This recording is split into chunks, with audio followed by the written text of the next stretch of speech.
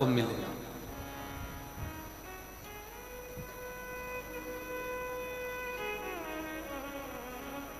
कई लोगों के मन में एक शंका होती है, बड़ा बड़ा भाव उनके अंदर आ जाता है कि गुरुजी,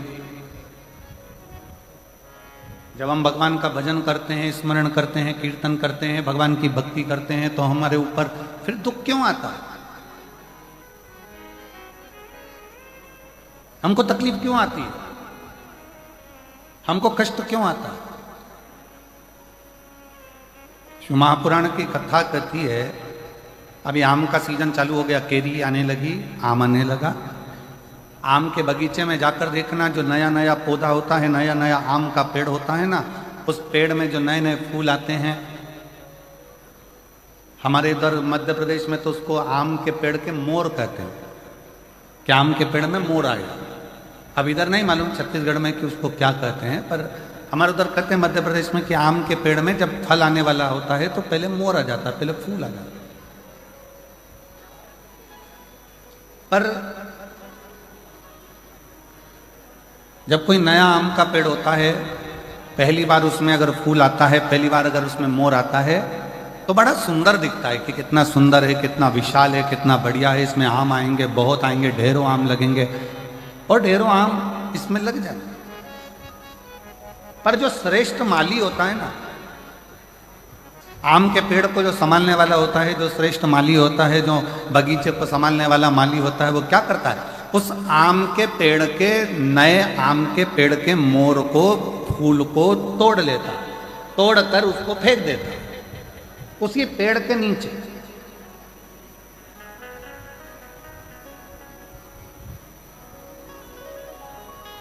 और दुनिया के लोगों को लगा कि इतना बढ़िया आम का पेड़ है, उसमें इतने सारे मोर भी लगे, इतने सारे फूल भी लगे और इतनी सारी केरियां आएंगी, इतने सारे आम लगेंगे, परंतु गजब करा माली ने, बगीचे के माली ने तो तोड़ा फूल को, मोर को और पेड़ के नीचे डाल दिया।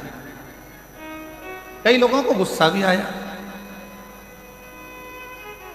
कई लोगों को लगा भी सही कि ये क्या करा, बताओ, आम का पेड़ में इतने सारे मोर लगे थे, इतने सारे फल फूल लग रहे थे, और उसने तोड़कर सब नीचे पटक दिया, उसको कुचल दिया, बेकार कर दिया। पर जो समझदार था, जिसकी चित्तवृत्ति में समझदारी थी, उसने माली को धन्यवाद दिया कि वारे माली, तूने अच्छा करा, जो पहली बार नए वृक्ष में जो मोर आए थे, फूल आए थे, उसको तोड़कर तूने कीचड़ में डाल दिया, पेड़ की जड़ में डाल दिया। क्यों? क्योंकि हमारा एग्रीकल्चर कहता है, हमारी प्रकृति कहती है कि नया पेड़ का फूल, आम के बगीचे में लगे नए पेड़ के अगर मोर को, फूल को तोड़कर फेंक दिया जाए, तो दूसरी बार जो फूल आते हैं और दूसरी बार जो फल आते हैं वो अपार आते हैं, जिसको गिना भी नहीं जा सकता। इतनी कृपा के साथ में उसमें आम लगना चालू हो जाते हैं, उसमें फूल लगना प्रारंभ हो जाते हैं। अब जो लोग कहते हैं कि बड़ा भगवान दुख देता है, बड़ा तकलीफ आती है, भगवान तकलीफ दे देते हैं, भगवान कष्ट देते हैं, भगवान दुख दे देते हैं, हम इतना पूजन करते हैं तो भी भगवान हमारी नहीं सुनता, हम इतना भजन करते हैं तो भी भगवान हमारी नहीं सुनता, हम भगवान को भक्ति करते हैं तो भी भगवान हमें कष्ट देता है। उसका कारण केवल इतना है, भगवान को धन्यवाद देना कि परमात्मा भी वो माली है, भगवान भी वो माली है। जैसे बगीचे का माली होता है, वैसे वो परमात्मा भी माली है। और परमात्मा यदि तुम्हें कुचल रहा है, परमात्मा थोड़ा कष्ट दे रहा है, परमात्मा थोड़ा दुख दे रहा है, परमात्मा थोड़ा सा कष्ट अगर तुमको जीवन में दे रहा है, तो समझ लेना कि जैसे मोर को तोड़ा गया, फूल को तोड़ा गया और जड़ में डाला गया, जिससे ये पेड़ और उन्नति करे, और आगे बढ़े और बहुत उन्नति कर कर बहुत फल दे, उसी तरह भगवान भी अगर हमको दबा रहा है, कुचल रहा है, थोड़ा कष्ट दे रहा है, तो समझ लेना कि परमात्मा भी हमको बहुत आगे ले जाना चाहता है। समझ लेना, परमात्मा भी हमको बहुत आगे तक लेकर जाना चाहता है, परमात्मा हमको बहुत दूर तक लेकर जाना चाहता है, परमात्मा हमको बहुत अग्रणता में लेकर जाना चाहता है।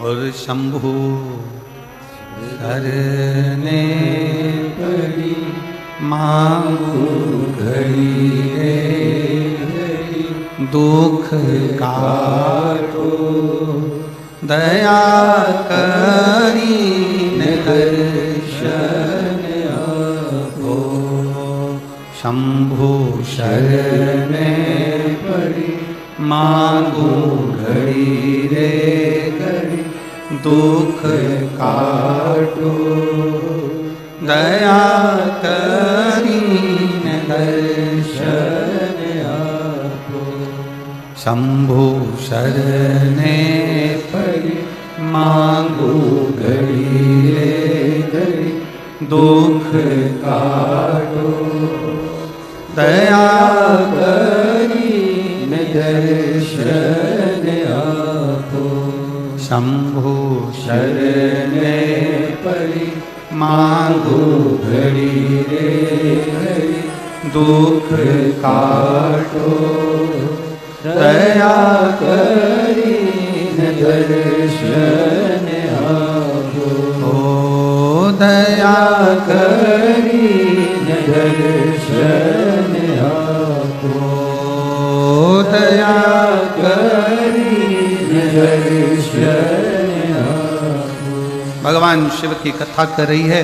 थोड़ा कष्ट जीवन में, थोड़ी तकलीफ जीवन में, थोड़ा दुख जीवन में, थोड़ी परेशानी जीवन में अगर परमात्मा दे तो ये मान कर चलना कि वो भोलेनाथ ने तुम्हारे लिए कुछ अच्छा सोच कर रखा हो,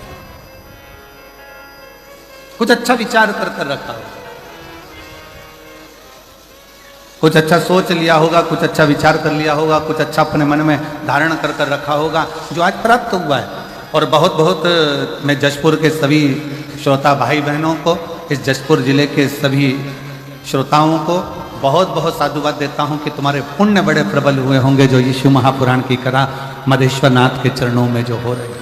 बहुत बहुत बोल बम का नारा है। आवाज नहीं आई, जरा दमदारी से बोल बम का नारा है।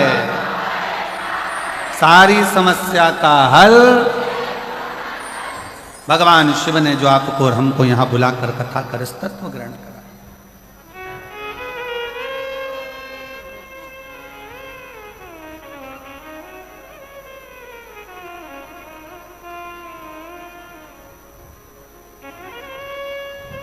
और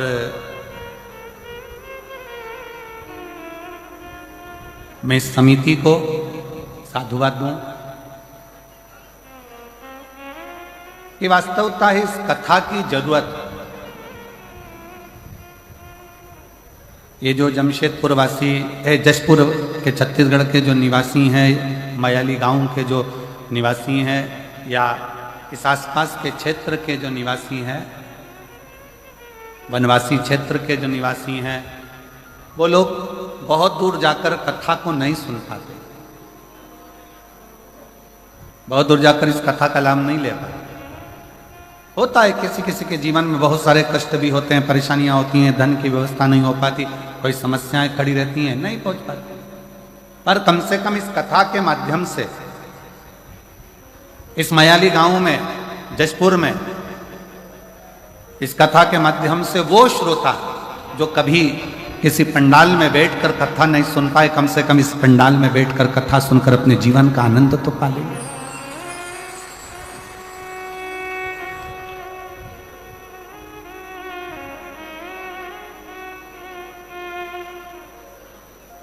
दिल से सुन, धारण करो,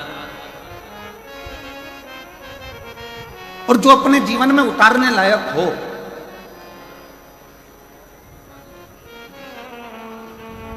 अपने जीवन में जो अच्छा लगे कि इस महापुराण के माध्यम से ये हमारे जीवन के लिए श्रेष्ठ है, वो ले लो, वो ग्रहण करो, वो धारण करो। अब इतना बड़ा बाजार लगा है,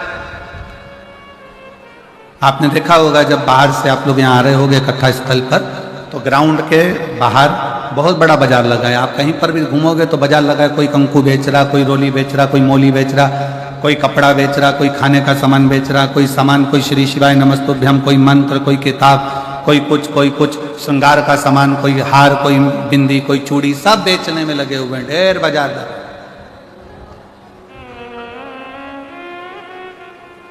पर एक बात बताओ, जशपुर वालों जरा सावधानी से बताना, बाजार तो बहुत बड़ा लगा है, क्या पूरा सामान तुम खरीद लोगे? जम के बोलो जरा, जम के। नहीं, क्या खरीदोगे? जिसकी तुमको जरूरत है।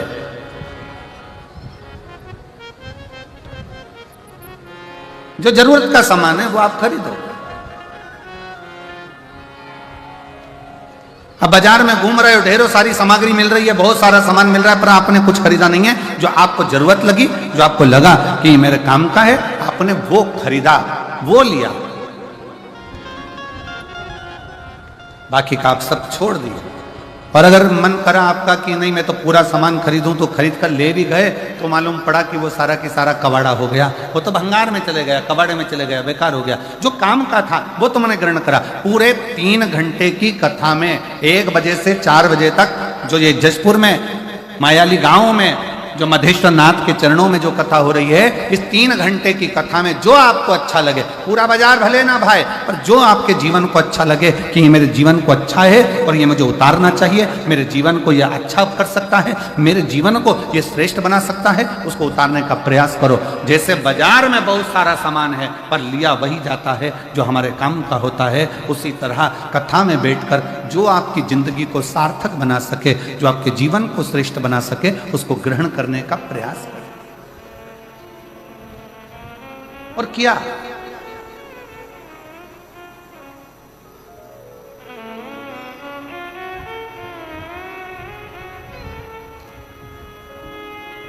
देवराज नाम का ब्राह्मण, शिव महापुराण की शुरुआत एक देवराज नाम के ब्राह्मण से होती है, और वो देवराज नाम का ब्राह्मण ब्राह्मण कुल में जन्म तो ले लेता है पर ब्राह्मण जैसा कर्म नहीं कर पाता।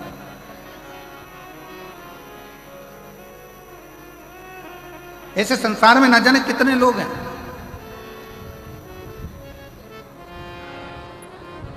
जो जन्म तो ले लिया पर उस जन्म से दूर हो गए।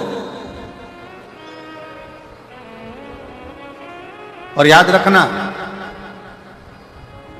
भारत की भूमि पर जन्म मिले और भारत की भूमि पर जन्म मिलने के बाद में सनातन धर्म हमारा हो, हिंदू धर्म हमारा हो, तो भगवान को धन्यवाद देना कि तूने मुझे भारत की भूमि पर जन्म दिया और साथ में सनातन धर्म दिया, हिंदू धर्म दिया। जिस धर्म में काटना नहीं सिखाया, जिस धर्म ने बांटना नहीं सिखाया, जिस धर्म ने एकजुटता दिखाई है कि आप एक साथ बैठकर भगवान का भजन करो, एक साथ बैठकर भोजन करो, एक साथ बैठकर स्मरण करो, एक साथ बैठकर मंत्र जाप करो, एक साथ बैठकर नाम जाप करो, एक साथ बैठकर स्मरण करो।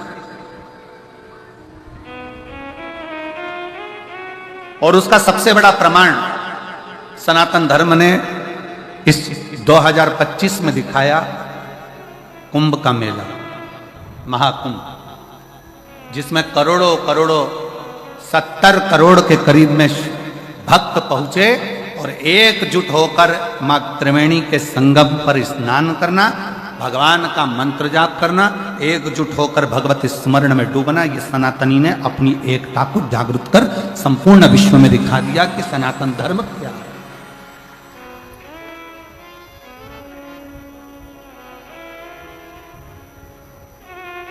घर जाकर अपनी अपनी नजर उतरवाना कि हमें सनातन धर्म में भगवान ने जन्म दिया, सनातन धर्म में हम पैदा हुए, सनातन धर्म में पैदा होने के बाद भारत की भूमि पर हमारा जन्म हुआ। भारत की भूमि पर जन्म लेना, सनातन धर्म में जन्म लेना, हिंदू धर्म में जन्म लेना और साथ में भगवान की अविरल भक्ति को धारण करना, भगवान के भजन को धारण करना। ऐसे कई है। शिव महापुराण में संवाद आता है देवराज नाम के ब्राह्मण का, कि ब्राह्मण कुल में जन्म लेने के बाद भी वो ब्राह्मण नहीं बन पाए।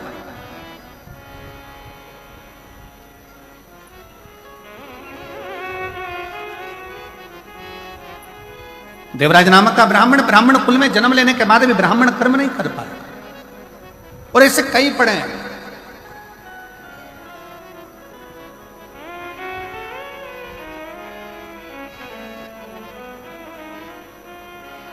अरे तेरा ही दिया मैंने खाया पिया है, तेरा शुक्रिया है, तेरा शुक्रिया है। मुझे भोले बाबा ने बहुत दे दिया है, तेरा शुक्रिया है, तेरा शुक्रिया है।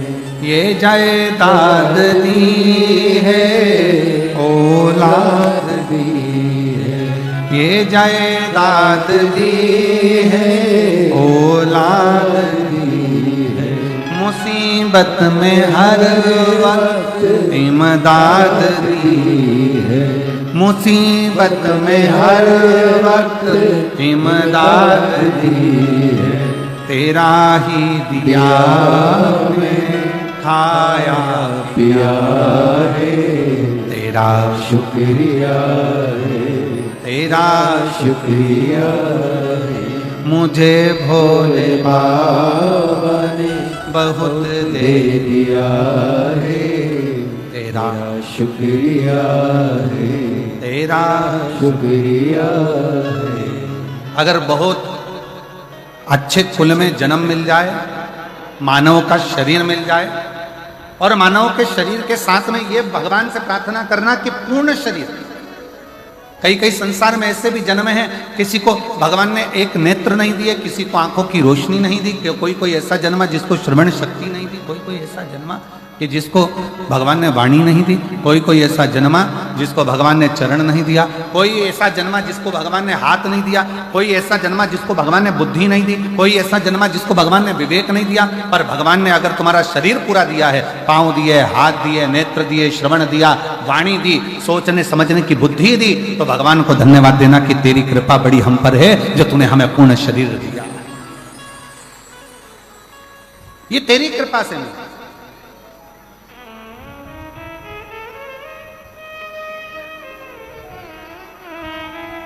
भगवान को साधुवाद हो कि तूने बड़ी कृपा करी जो हमको ये जन्म दिया।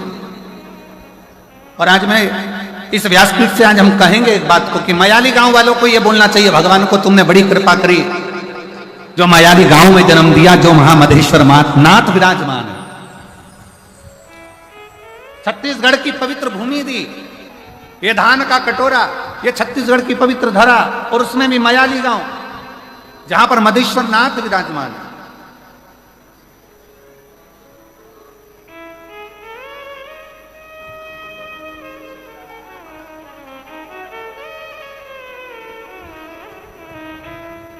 ये तेरी कृपा से मिला है, तेरी दया से मिला, तेरी करुणा से मिला।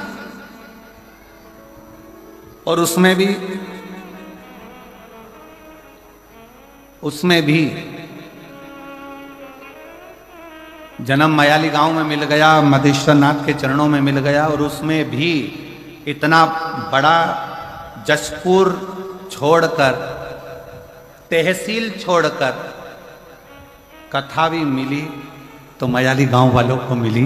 ये भी एक बड़े श्रेष्ठ भाग्य है।